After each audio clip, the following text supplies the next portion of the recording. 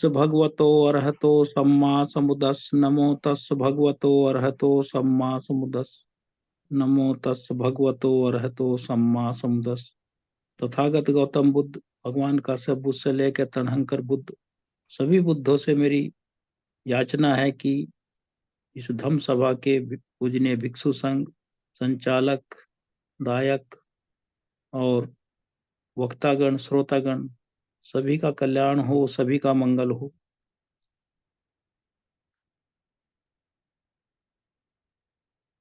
ये पिछली बार समुदाय पर जो धम्मानुपස්සना का लास्ट सेक्शन है, चार आर्य सत्य, उसमें हम समुदाय को बोल रहे थे पिछली बार।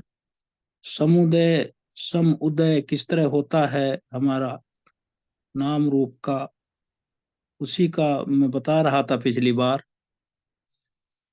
इसमें तृष्णा का मैंने पिछली बार एक्सप्लेन किया था, 108 प्रकार की तृष्णा है। अब तृष्णा तो मूल कारक है विद्या के साथ मिलकर, लेकिन एक ये जैसे कोई कमांडर होता है, जनरल होता है, फिर उसके नीचे लेफ्टिनेंट होता है, तो उसी तरह हमारा जनरल जो है इसमें अविद्या है, फिर लेफ्टिनेंट जनरल तृष्णा है। तो इसी तरह एक पूरी एक आर्मी है ये। फिर कुछ पीछे सैनिक होते हैं जो सपोर्ट करते हैं, तब जाके एक कोई प्लाटून या ब्रिगेड या आर्मी की जितनी यूनिट है वो बनती है, या पूरी आर्मी बनती है। तो इसी तरह हमारा शरीर एक कॉम्प्लेक्स और एक बहुत ही, जिसको कहते हैं हम लोगों के लिए अनएक्सप्लेनेबल चीज है। वो तो भगवान बुद्ध ने जितना बताया है उसका कितना परसेंटेज हम लोग समझ पाएंगे ये तो पता नहीं है। लेकिन भगवान बुद्ध ने जब अपना निर्वाण का समय था, उनके आखिरी शब्द थे कि ये संसार नित्य है और अपने निर्वाण के लिए प्रयास करते रहो। यही हम लोगों का भी सोच है, प्रयास करते रहेंगे, कहीं न कहीं किसी न समय कोई न कोई स्थान मिल जाएगा। ये सबसे बड़ा इसमें हमें संतुष्टि है और इसकी पूरी हम आस्था रखते हैं। इसमें चार नाम और रूप समुदाय में मेन है, दोनों समुदाय में नाम और रूप हैं। जो रूप हैं वो 28 प्रकार के हैं, और इनको जो मेटीरियल फिनोमिना भी कहा है, तो ये 28 प्रकार के हैं। इनको जनरेट करने में चार फैक्टर भगवान बुद्ध ने बताए हैं। एक तो कम्मा है, रूप रूप नाम की बात में करूंगा, रूप की बात कर रहा हूँ, जो 28 प्रकार के हैं। पहला कम्मा है, दूसरा चित्त है, तीसरा उतु है, उतु को ऋतु नियम भी कहते हैं, और आहार है। ये चार चीज जो हैं हमारे रूप को पैदा करते हैं, जो हमारा रूप दिखाई दे रहा है। कम्मा मीन्स कर्म का जो मतलब है यहाँ, कुशल और अकुशल कर्म जो हमारे हैं, जो हमने पिछले करते आ रहे हैं और अगले जन्म के लिए आज जो कर रहे हैं। ये तो पिछला तो हमें पता नहीं है, लेकिन इतना जरूर पता है कि हम इस लोक में हैं, इसलिए कुछ न तो कुछ तो किया होगा, तभी तो हम लोक में आए हैं। लेकिन एक और इसमें सुख की बात है हम लोगों के लिए, एक सभी के लिए, जो हमारे यहाँ ये टीम है, जितना भी महाबोधि के लोग और सब दूसरे लोग भी जुड़े हुए हैं, इतना सुखद एहसास तो है कि मानव योनि जो बहुत दुर्लभ है, हम उसमें आ गए। तो इसके साथ हमें निराश नहीं होना चाहिए। ये सोचना चाहिए कि हमारा कुछ तो एक कुशल कर्म रहा होगा कि हम इतनी 31 जो प्लेन्स हैं, भूमियां हैं जिसमें जन्म होते हैं, और उसमें कितनी योनियां हैं, स्टेट्स हैं, किस किस भिन्न भिन्न प्रकार के जो प्राणी हैं, जीवधारी हैं, उनमें से घूम फिर के हम लोग इस मानव योनि में आए हैं। और वो कुछ तो अकुशल हमारा एग्रीगेट रहा होगा, संचय रहा होगा, वरना मानव योनि को तो देवता भी तरसते हैं, क्योंकि मानव से ही निर्वाण प्राप्त होता, देवता की योनि से निर्वाण प्राप्त नहीं होता। उसी तो इसमें जो रूप है, हमारे चार ये जो है ना, इसके चार कारक भगवान बुद्ध ने बताए: कर्म, चित्त, उतु और आहार। कर्म का मीन्स से कुशल है, कुशल कर्म जो पहले हमने किए हैं। चित्त का मतलब है जो हमारे चैतसिक हैं, जो मोरल, जो मेंटल कॉन्कोमिटेंट्स हैं, जो पूरा मिला के जो होल होता है, वो अकेला तो कुछ चीज होता नहीं है इसमें, भगवान बुद्ध की टीचिंग्स में। Mental concomitants existing in the present life, क्योंकि चित्त तो हम अभी इसका हम हमारा है, उसी से हम एक्सरसाइज कर रहे हैं हर चीज को। चौथा तीसरा उतु है। उतु का मतलब ऋतु। ऋतु का मतलब क्या है? ऋतु का मतलब है तेजो धातु। इसमें ठंडा है, गर्म है। ऋतु तो उसी कहते हैं, ऋतु कोई नाम है ऋतु, लेकिन ऋतु का स्वभाव क्या है? गर्मी में गर्मी, सर्दी में सर्दी, बरसात में ह्यूमिड। तो इसका स्वभाव ऐसा है ये। तो इसका मतलब है टेम्परेचर से ही मतलब है इसका, तेजो धातु से मतलब है उतु का। जो हमारे चार फोर प्राइमर्स हैं, मतलब पृथ्वी, जल, अग्नि, वायु, इसमें जो तेजो है, ये इसे उतु नियम कहा गया है। क्योंकि उतु नियम से ही सब संसार की जो हमारी जो लाइफ है, चाहे वो मतलब यह है इनएनिमेट हो या इनमेट, मतलब हो एनिमेट हो इनएनिमेट हो, वो बिना टेम्परेचर के सरवाइव नहीं कर सकती। हर चीज को टेम्परेचर की जरूरत होती है, ठंडे की भी और गर्म की भी। तो इसलिए उतु नियम है इसमें रहता है ना, उत्ता तेजो कोल्ड, शीत धातु, और मतलब यह है तेजो धातु जो है गर्म। हालांकि इसको उन्हा धातु कहा है, हीट को पाली में, और कोल्ड को शीत, शीत धातु। फिर चौथा आहार है। ये दो प्रकार का आहार है। एक तो न्यूट्रिटिव एसेंस है जो हम खाते हैं, और एक इंटरनल है, एक एक्सटर्नल है।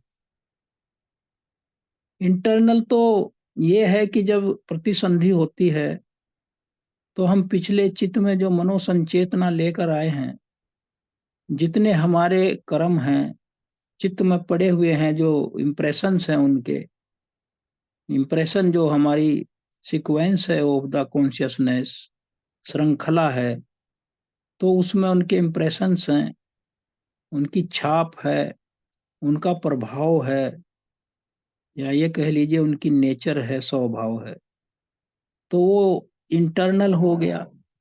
क्योंकि जब बच्चा पेट में कंसीव करता है, उसका जो नया जो प्रतिसंधि चित्त, विपाक चित्त अराइज होता है, तो उसमें उसका वो पिछला जो कर्मों का जो लेखा जोखा है, वो भी साथ में ट्रांसफर हो जाता है।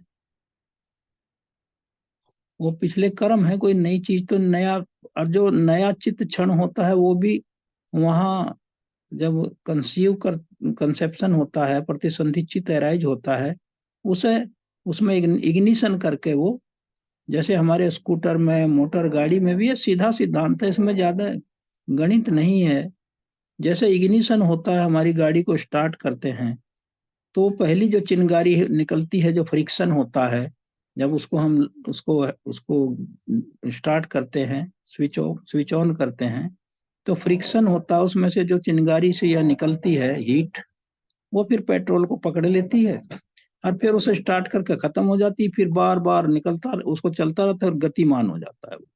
तो इसी तरह हमारा जो चित्त है, जो पहला उसमें जो होता है सेंसेशन, वो सेंसेशन उसे सेंसिटाइज करके वो खत्म हो जाता है, फिर दूसरे अराइज होते रहते हैं उसमें। ये नहीं कि एक वो जो जिसने चित्र को अराइज किया था वही रहेगा, बना रहेगा, ऐसा नहीं होता है। वो तो अपना ऊर्जा उसकी समाप्त हो जाती है, अराइज कर देता है वो, प्रतिसंधि चित्त है, फिर वो डोरमेंट में चला जाता है। तो इस तरह का इसमें आहार तो वो है जो मनोसंचेतना आहार है। उस समय का आहार तो यही होगा, क्योंकि बच्चा जब कंसीव करता है माँ, तो उस समय वो आहार क्या है उसका, उसको मनोसंचेतना आहार ही है। तो बॉडी तो अभी फिर बिल्टअप नहीं हुआ है, जो चित्त का जो है सर्वाइवल तो उसी पे है। तो जितना पिछले जन्म की जो यादें रहती हैं उसकी, और जो चित्त में पड़ी हुई हैं, तो वो उसको रिपीट होती रहती हैं, और उसी पे वो सर्वाइव करता है। और इधर से फिर माँ का जो दूसरा उसके जो जुड़ता है, जो माँ का भोजन वाला जो रास्ता बनता है, वो भी शुरू हो जाता है जैसे ही उसका फिटस डेवलप होता है। और जब उसमें जो जो घन बनता है, फिर उसमें शाखाएं प्रशाखाएं होने लगती हैं, तो स्टार्ट उसका भी स्टार्टिंग हो जाती है, ताकि उसको फिजिकल भी मिलने लगे। तो ये चीज है, एक इंटरनल है मनोसंचेतना आहार। दूसरा, from the time of conception लिखा हुआ है, internal nutriment that obtains from the time of the conception. और दूसरा एक्सटर्नल न्यूट्रीमेंट है, जिस एडिबल फूड है, जो जो खाद्य मतलब यह है पदार्थ है, और एडिबल है, खाया जाने योग्य है। तो ये दो आहार हैं इसके। हमें अभी भी हमारे दो ही आहार चल रहे हैं इसमें भी, वो लाइफ लॉन्ग यही रहते हैं आहार तो। अब जैसे हम लोगों ने नाश्ता किया, भोजन किया, ये तो हो गया। उसके बाद हमारे अंदर थॉट्स तो अराइज होते ही रहते हैं। तो मनोसंचित चित्त का तो जो खुराक है वो थॉट ही है। तो जो कुशल हो चाहे कुशल हो चाहे न्यूट्रल हो, तो इस तरह की बात है ये।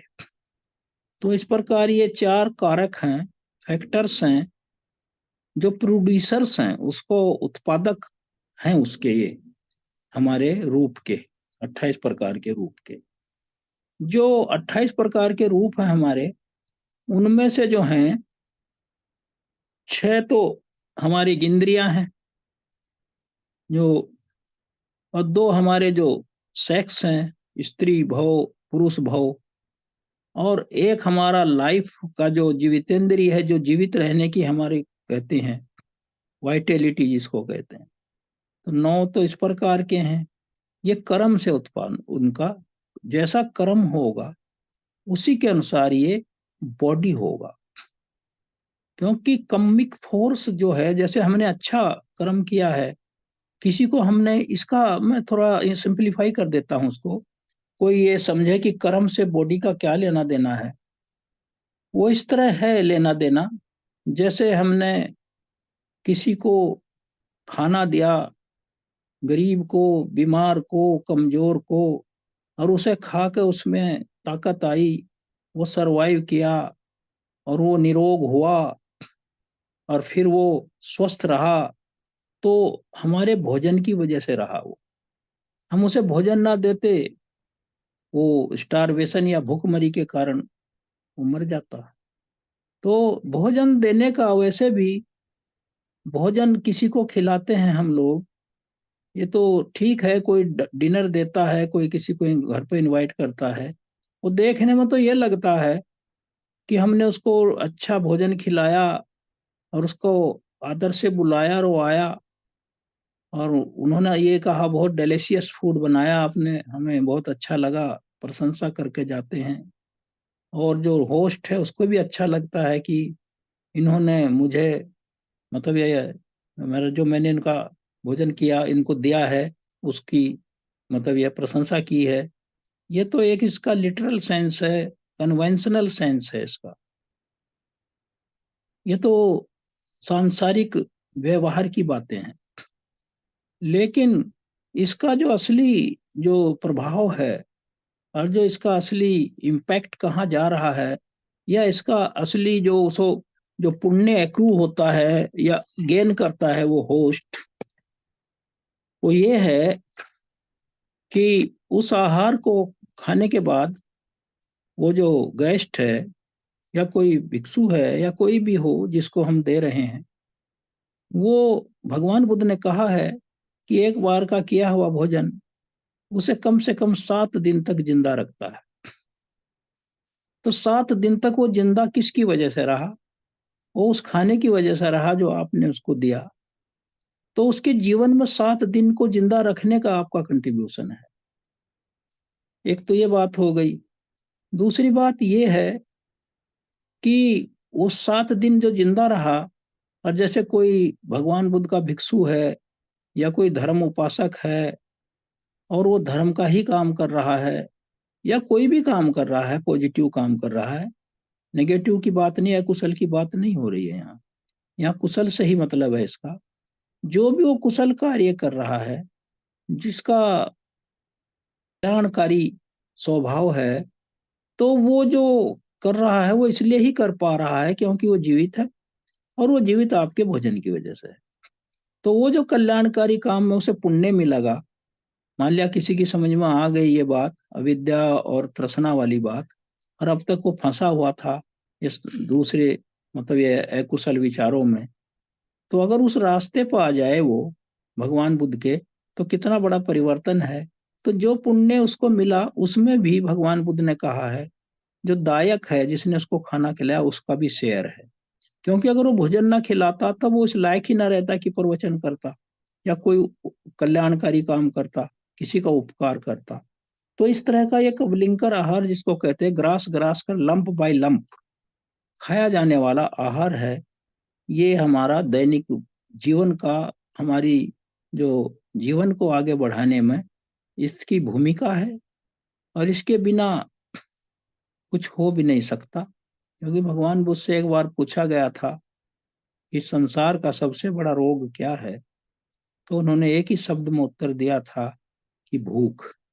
तो भूख को मिटाने के लिए जो एक्सटर्नल न्यूट्रीमेंट है, एग्जिस्ट इन एडिबल फूड, जो खाद्य पदार्थ के खाद्य भोजन के रूप में रहता है, तो ये है। तो 6 तो ये हो गए हमारी इंद्रियां, और एक हम दो, स्त्री भव पुरुष भव, और एक है वाइटेलिटी। वाइटेलिटी उसी में रहेगी जो उसी पे मैं बोल रहा था। तो 9 इस तरह हो गए हैं ये। और जो दूसरे हैं, मीडिया कम्युनिकेशन है, बोल के कहना, कम्युनिकेट करना, और शरीर के जेस्चर से कहना, या जैसे यहाँ कह दिया ऐसे नोडिंग कर दिया, और ऐसे कर दिया, ऐसे कर दिया, नहीं इसका मतलब यस। तो इस तरह के कम्युनिकेशन ये चित्त से पैदा होते हैं। क्योंकि इसमें उसका जो चित्त ने निर्णय लिया ओके है, तो वो इस तरह गर्दन हिला देगा सामने, और अगर मना करेगा तो ऐसे हिला देगा। इसमें बोलना ही नहीं, तो ये चित्त का निर्णय, इसे कम्युनिकेट किया जाता है। तो इस तरह के ये कम्युनिकेशंस हैं। जो साउंड है, भगवान बुद्ध ने आगे कहा है, जो हमारी आवाज जो मैं बोल रहा हूँ, हम सब बोल रहे हैं, ये चित्त से, और उत जो हमारा टेम्परेचर है, और हमारे अंग जो इसमें शामिल हो रहे हैं बोलने में, वो विधिवत अपनी जगह स्वस्थ है। अब ये तो लंबा विषय है, मैं मेडिकल साइंस की बात नहीं कर रहा, इतनी करूंगा जितना मुझे पढ़ पा रहा हूं मैं। वो तो डॉक्टर लोग समझते हैं कि वाणी में क्या क्या चीज, इसमें इसके क्या क्या, उसमें 7, इसमें कौन कौन से शामिल हैं, अंग हैं, बोलने में सांस की नली है, फिर हमारे लंग्स हैं, क्या क्या है, ये तो एक मेडिकल साइंस का विषय है। तो इसमें लेकिन इतना जरूर है कि इसमें डेड बॉडी इसलिए नहीं बोल पाता क्योंकि उसका तो उतू खत्म हो गया है, उसका तो वो उसमें वो धातु ही खत्म हो गई, तेजो धातु, तो इसलिए वो नहीं बोल पाता। तो चित्त में उतू चित्त का रहता है साउंड, तो चित्त तो हर जगह इन्वॉल्व है, चित्त के बिना तो कुछ हो ही नहीं सकता, इसको तो आप कॉमन मान के चलिए। ये और 3 प्लास्टिसिटीज है। प्लास्टिसिटी उसे कहते हैं जो बहुत ही, जो उसमें लचीलापन होता है, और हमारे जो बॉडी में जो रूप में होती हैं, हमारे चित्त की, उतु की और आहार की, जो इससे पैदा होते हैं। और जो 13 बचे हैं एक्सक्लूडिंग जरा और मरण, ये तो आहार में नहीं आते, क्योंकि ये तो डीजनरेशन का पार्ट है, जो हम लोग उसको मेंटेन करने के बाद भी ये बना ही रहता है। ये नेचुरल प्रोसेस है कि हम कितना भी खाएं, कितने भी मिनरल्स खाएं, कितना भी हम लोग अच्छा खाना खाएं, लेकिन जो जरा और मरण है, ये तो अनस्टॉपेबल है, इसको हम रोक नहीं सकते। क्योंकि इसका नेचुरल स्वभाव है, ये हर चीज का चूंकि नेचुरल स्वभाव अनित्य है, दुख है और अनात्म है, तो उस पर तो कंट्रोल नहीं है। वो तो चलता रहेगा, वो तो निरंतर, वो एक क्षण के लिए भी नहीं रुकेगा। जरा और मरण। मरण वो नहीं है कि मृत्यु हो गई मर गया। जरा तो ये है कि जो हमारी जो क्षीण हो रही है, जो जो हमारी आयु बढ़ रही है, और ये तो बचपन से शुरू होता है। द डे पार्चुसन डे, जिस दिन बच्चा सामने आया, गर्भ गर्भ से बाहर आया, उसी से शुरू हो जाता है। उससे क्यों शुरू हो जाता, उसको क्योंकि जो जो वो बड़ा होता है तो उसके पुराने अंग जो होते हैं, जो उसके सेल्स हैं, जो अंदर उसका जो जितने भी उसके बॉडी के हर तरह की जो उसको बनाए रखने में सहायक हैं, वो रिप्लेस होते रहते हैं। फिर वो उनमें ग्रोइंग होती रहती है, और जो पहले था वो जड़ता को प्राप्त हो जाता है, उसका रिप्लेसमेंट चलता है। इसलिए जरा इस सेंस में बच्चे का पैदा होने से ही शुरू हो जाता है। मरण उसी को है कि जब वो खत्म हो गया तो उसे मरण कहा भगवान बुद्ध ने। जो चीज आ रही है और जा रही है तो बन रही है, इम्परमानेंट जो है कोई चीज नहीं है। तो इसलिए ये इस तरह को बनाया गया है। जो चार हमारे ग्रेट एसेंशियल एलिमेंट हैं, जो इसमें फिर आगे क्या हो जाता है, जो चार हमारे ये महाभूत हैं, पृथ्वी जल अग्नि वायु, इसमें फिर चार और शामिल हो जाते हैं, क्योंकि ये चार कंप्लीट नहीं करते पूरे बॉडी को। फिर इसमें चार होता है, इसमें रूप है और गंध है और रस है और ओज है, स्पर्श है, रोज है। तो इसको ये चार और शामिल हो जाते हैं इसमें। ये डिराइव्ड रूप्स कहे जाते हैं, जो उससे डिराइव होते हैं, ये उसी से उत्पन्न होते हैं ये चार न्यूट्रीमेंट। तो आठ हो गए। तो इसे वो जो अष्टमक रूप भी कहा गया है। फिर रूप वर्ण गंध रस। रूप है, फिर उसका कैसा वर्ण है, फिर गंध है, रस है, इसेंस है। तो आठ हो गए। फिर आठ में एक दशक कहा गया है इसमें। फिर दशक बनने में फिर हमारी छह इंद्री हैं। जैसे रूप, ये आठ तो ये हो गए। फिर आंख है, नौ हो गया। फिर इनमें एक कॉमन फैक्टर और है, जीवित इंद्रिय, जो सस्टेन करता है, वाइटलिटी है। तो ये दशक बनता है इस तरह, डिकेड कहते हैं इसको। तो इसी तरह छह इंद्रियां, अब इसमें आंख शामिल हो गई, फिर ईयर शामिल हो गया, फिर नोज। तो इस तरह दशक बनता गया ये। तो ये एलिमेंट इस तरह हो जाते रहते हैं इसके। तो ये हमारे चार कारक जो ऊपर बताए हमने, कर्म, चित्त, उतु और आहार, तो हमारे 28 जो रूप हैं, इनका ये आधार है। ये और ये हमारी प्रतिसंधि के चित्त ही समाप्त साथ होते हैं, समुदय होता है इनका भी। मैं इसी सब्जेक्ट मेरा वही था कि समुदय, वो तो रीजन तो बताया कि तृष्णा है, लेकिन वो तृष्णा तो एक ऐसा फोर्स है कि वो उधर धकेल रहा है। लेकिन किसे धकेल रहा है, जो बनेगा और जो आगे उसका स्वरूप बनेगा, उसमें ये सब पार्ट है उसके, इनके बिना वो बन नहीं सकता। तो ये है। तो आगे चल के हमारे फिर ये इसमें हो गया। फिर सारे ग्रुप हो, आठ हो गए हैं, दो में दशक हो जाएंगे, जो छह इंद्रियां हो गिनवाया मैंने। और इसमें इसी तरह का ये होता है। अब इसके बारे में 28 रूप हैं ये, आप डिटेल में देखेंगे, पढ़ लेंगे इसको, एक एक पे जाना बहुत लंबा है ये। तो इसमें सैलियंट फीचर्स रहते हैं हमारे, जो अभी मैं कह रहा था, जो दिखाई नहीं पड़ते, लेकिन वो अनवरत, जितनी भूमिका उनकी है इतनी मतलब दूसरे की नहीं है, क्योंकि वो अपना काम करते रहते हैं। जरा और मरण ये मटेरियल क्वालिटी में नहीं आते, पहले भी मैंने कहा, क्योंकि डबल डेवलपमेंट में इनका रोल नहीं है। इनका तो एक जैसे कहते हैं ना एफ्लुएंट, जैसे होता है कहीं वेस्ट मैटर, तो उस समझ में समझिए इसको कि वेस्टेज है ये, और ये तो नेगेटिविटी ही है। और ये नेगेटिव ऐसा भी नहीं है कि ये कोई इतनी नेगेटिव है, क्योंकि अगर ये ना हो, ये भी सुनिए आप, अगर जरा ना हो, एक बच्चा जो है जो आज पैदा हुआ है, अगर उसका उस समय वो जो है, अगर उसमें बचपन की चीजों का जरा नहीं होगा, डिके नहीं होगा, तो ग्रो कैसे करेगा वो? फिर वो स्टेगनेंट हो जाएगी हर चीज उसमें, रिप्लेसमेंट का तो कोई चांस है नहीं उसमें। तो इसकी आवश्यकता भी है। लोग इसे जरा मरण को सोचते हैं कि ये नहीं, एक व्यवस्था का अंग है ये जरूरी है। सूखी पत्तियां टूटती हैं तभी तो नई आती हैं ऊपर से। तो इसी तरह का हमारा बॉडी का ये कंस्ट्रक्शन है, स्ट्रक्चरल, मतलब ये इसका डेवलपमेंट होता है ग्रेजुअल। तो कुछ चीजें हटती रहती हैं जो पुरानी हो गई हैं, नई होती रहती है। तभी फिर वो बाल्यकाल से लेकर फिर वो होता है नवजात शिशु, फिर उसे बच्चा कहने लगते हैं, फिर लड़का लड़की जो भी, फिर किशोरावस्था, फिर जवानी, इस तरह फिर प्रौढ़, उसके बाद फिर बुढ़ापे का जो आ जाता है असर। तो ये इसके बिना वो विकास भी संभव नहीं है। फिर इसमें हमारे मेंटल फिनोमिना है, रूप का तो ये है, 28 प्रकार के रूप इस तरह बनते हैं, 4 कारणों से।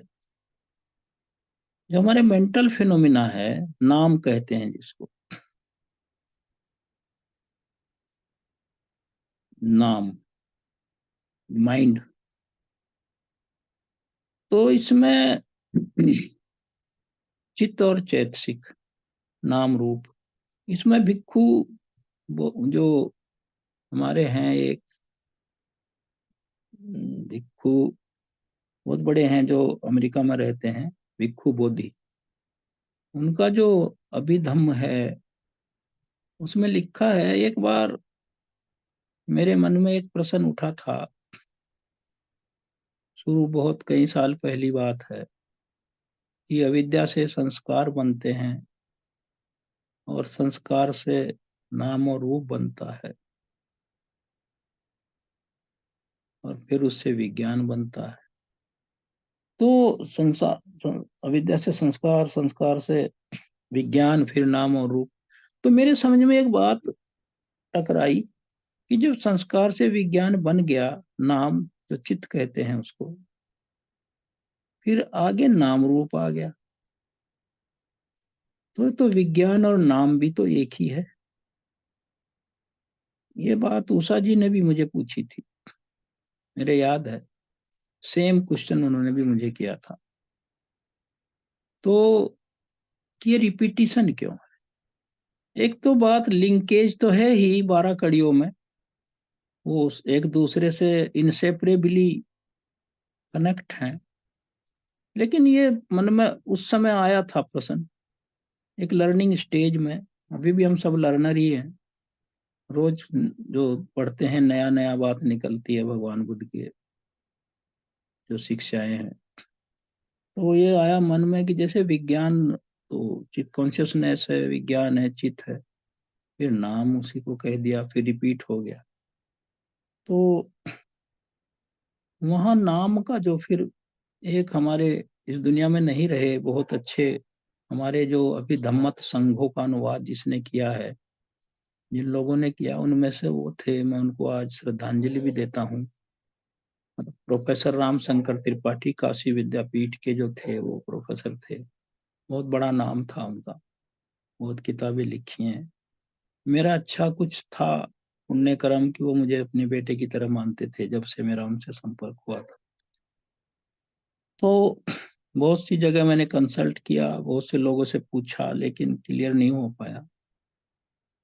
तो फिर ये बात हालांकि भिक्खु बोधि की किताब में है, लेकिन चूंकि मार भी अपना काम करता है हम लोगों को, आप लोगों ने देखा होगा, आपके पास किताबें हैं, और जब आप उनको पढ़ते हैं और वही वो बात होती है, लेकिन माइंड डिल्यूडेड होता है और क्लाउडिंग बनी रहती है माइंड की। क्योंकि मार का काम है डिले करना हमारे प्रोसेस को, हम जल्दी से जल्दी निर्वाण की तरफ ना बढ़े। जो बुद्ध के भी पीछे लगे रहे, तो वो भी अपना फैक्टर काम करता, हम लोग हमारी समझ में न आने का कारण एक तो ये है कि हम उसे इतने ध्यान से नहीं पढ़ते, फिर उस पर अटेंशन पे नहीं करते, फिर उसको एडहियर नहीं करते, फिर इसको रियलाइज नहीं करते और उसे कंपेरेटिवली उतनी प्राथमिकता नहीं देते। ये कई फैक्टर तो ये हैं कि ना समझ में आवे, लेकिन एक फैक्टर है जिसे इनकार नहीं किया जा सकता, हालांकि उस क्योंकि वो आनंद का दिमाग घुमा दिया भंते आनंद का। जब चापाल चैत्य में भगवान बुद्ध ने कहा कि जो चार मतलब यह है रिद्धिपाद को प्राप्त कर लेते हैं वो लोक में जब तक चाहे ठहर सकते हैं। वो श्रोतापन थे, हालांकि उस समय उनके माइंड को उन्होंने क्लाउड कर दिया कि बुद्ध की बात को ना समझें और लोक में बने रहने की याचना ना कर लें। तो इस तरह की ये तो मेरे माइंड में वो क्लाउडिंग भी मैं समझता हूँ थी। तो प्रोफेसर रामशंकर त्रिपाठी जी से मैंने प्रश्न किया फोन मिला कर, उन्होंने कहा, तो उनके शब्द थे, बहुत अच्छा मेरे लिए अप्रिसिएशन था वो। उन्होंने कहा कि आप लगता है गहराई में जा रहे हैं और ये प्रश्न मुझे बहुत कम लोगों ने पूछा है। तो मैंने उनसे उन्होंने कहा ये जो नाम है, चित्त है, विज्ञान चित्त है, और नाम का वहाँ जो डिनोटेशन है, उसका नामकरण है या उसकी संज्ञा है, वो मेंटल फैक्टर्स है। उन्होंने इतना कहा। तो मैंने उनको कहा, उस समय अति उत्साह में आ गए। मैं उनको गुरुजी कहता था, मगर गुरुजी मैं समझ गया। कहने लगे क्या समझ गए, मैंने तो बात नहीं पूरी करी। मगर अच्छा मेरी बात सुन लीजिए, कितना समझा मैं। कि उन्होंने कहा बताइए। मैंने कहा जैसे कोई गाड़ी खड़ी है और जब हम उसको स्टार्ट तो हो गई वो, तो विज्ञान तो पैदा हो गया। उसे ऐसे समझ लो कि गाड़ी स्टार्ट हो गई है, लेकिन वो न्यूट्रल पर है, गियर में नहीं है। तो जब कंसेप्शन हुआ, मैंने कहा कि विज्ञान तो आ गया वहां, लेकिन फिर उसका जो है मेंटल फैक्टर, जो चैतसिक डेवलप होते हैं उसमें से, जो उनके साथ ही रहते हैं चित्त के, लेकिन पहले चित्त आता है, वो डोरमेंट रहते हैं, फिर बाद में फंक्शनल हो जाते हैं उसके साथ, जब चित्त फंक्शन करने लगता है, क्योंकि साथ ही अराइज होते हैं वो। तो मैंने कहा उसका अगला स्टेप जो है, वो जब गियर में डालते हैं वो चैतसिक हो गया। तो बहुत मुझे आशीर्वाद दिया उन्होंने, मेरे अब तक याद है। रात के 9 साढ़े 9 बजे मेरी बात हो रही थी। तो ये जो फिर ये जो नाम रूप जो है, उन्होंने भी समझाया। फिर भिक्खु बोधि की किताब में जो प्रतीत समुत्पाद है, उसमें भी ये बात लिख पाई मैंने। पढ़ तो मैं पहले ही रहा था उसको किताब, लेकिन मेरी समझ में नहीं आया था। फिर वही बात क्लाउडिंग या मेरी इग्नोरेंस है, भाई इतनी शार्पनेस माइंड की नहीं थी उस समय। तो ये बात है। तो नाम रूप का ये था। तो इसमें जो चित्त और चैतसिक हैं, ये हमारे मेंटल फिनोमिना को, जो 52 चैतसिक हैं, उसको हमारे उसको अराइज करते हैं हमारे उसको इसमें। तो इस तरह का है ये हमारा। तो ये दो तरह का नाम रूप का किस तरह अराइज होते हैं ये। अभी फिर आगे मैं जो 52 हैं और उनका कैटेगराइजेशन है, अगली बार इसको मैं पूरा करूंगा, क्योंकि फिर वो ज्यादा हो जाएगा, समय भी हो गया है। तो इन्हीं शब्दों के साथ मैं आप सबको मेरा सादर नमो बुद्धाय। और मैं पुनः नमो फिर सभी तत्सत। बुद्धों से याचना करता हूँ कि जितने हमारे भिक्षुगण हैं, हमारे महापात्रा जी हैं, श्रोतागण हैं, हमारे जो पहले वक्ता हैं, उनको भी मैं सत सत नमन करता हूँ, पूज्य भिक्षु उनको, उषा जी को, वाघमारे जी को। और सबका मंगल हो, सबका कल्याण हो।